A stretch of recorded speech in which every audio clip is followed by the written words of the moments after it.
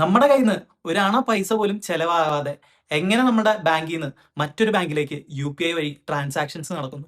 ലോകത്തെ തന്നെ ഏറ്റവും മികച്ച പേയ്മെന്റ് സിസ്റ്റം കൊണ്ടുവന്നത് അമേരിക്കയല്ല, ചൈനയല്ല, ജപ്പാനല്ല, അത് നമ്മുടെ ഇന്ത്യയാണ്. 2016 ഓഗസ്റ്റ് 25-നാണ് UPI ആദ്യമായിട്ട് ലോഞ്ച് ചെയ്തത്. അതിനുശേഷം 10 വർഷം തികയാണ് ഇന്ന്. UPIക്ക് മുൻപ് എന്ത് എന്ന് നമ്മൾ ഇന്ന് ചിന്തിക്കുമ്പോൾ ഭയങ്കര വലിയൊരു കോമഡി ആയിട്ട് തോന്നാം.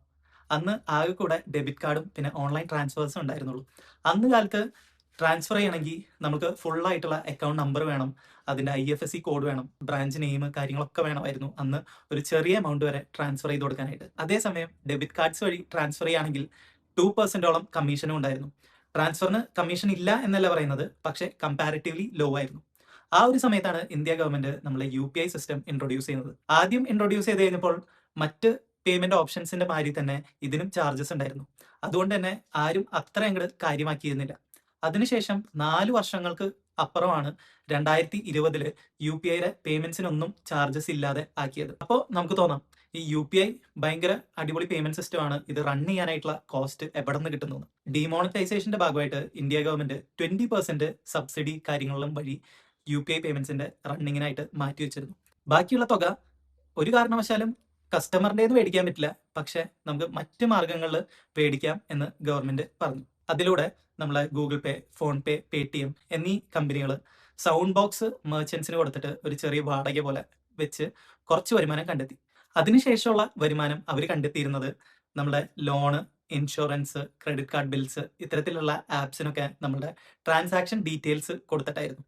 ഇപ്പോഴും അതെ, നമ്മുടെ എല്ലാ ട്രാൻസാക്ഷൻ ഡീറ്റെയിൽസും ഇത്തരം കമ്പനികളിൽ ഉള്ളതുകൊണ്ട് തന്നെ അവർ ഇത് സെയിൽ ചെയ്തിട്ടാണ് അവരുടെ റണ്ണിങ് കോസ്റ്റ് കണ്ടെത്തുന്നത്.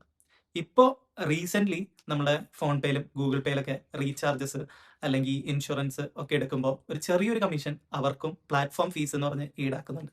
ഇന്ത്യയിലെ ഇന്നത്തെ ഓരോ കൊച്ചുകുട്ടി മുതൽ വൃദ്ധർ വരെ യൂസ് ചെയ്യുന്നതാണ് UPI പേയ്മെന്റ് സിസ്റ്റംസ്.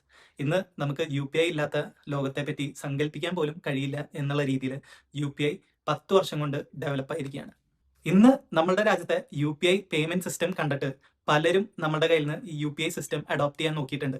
അതിൽ വരുന്ന 5 രാജ്യങ്ങൾ, ഇപ്പോഴത്തെ കറന്റ്ലി പോയിക്കൊണ്ടിരിക്കുന്ന 5 രാജ്യങ്ങൾ Dubai, France, Cambodia, Sri Lanka, Nepal, Bhutan, Singapore എന്നിവയാണ്. അപ്പൊ UPI നമ്മളുടെ ഡേറ്റ ഒക്കെ വിറ്റിട്ടാണ് പൈസ കണ്ടെത്തുന്നത് അല്ലേ എന്ന് നിങ്ങൾ ചിന്തിക്കുകയാണെങ്കിൽ ഇതുപോലെ തന്നെയാണ് നമ്മുടെ യൂട്യൂബ്, ഇൻസ്റ്റാഗ്രാം, ഫേസ്ബുക്ക് ഒക്കെ നമ്മളുടെ ഡേറ്റ വിറ്റിട്ട് തന്നെയാണ് ഇത്തരത്തിൽ നമുക്ക് ഫ്രീ ആയിട്ട് അത് ഉപയോഗിക്കാൻ പറ്റുന്നത്. അതുകൊണ്ട് തന്നെ പ്രത്യേകിച്ച് പേടിക്കാനൊന്നുമില്ല. ഇവർ വിറ്റില്ലെങ്കിൽ മറ്റു വേറെ ആരെങ്കിലും നമ്മുടെ ഡേറ്റ വിറ്റോളൂ.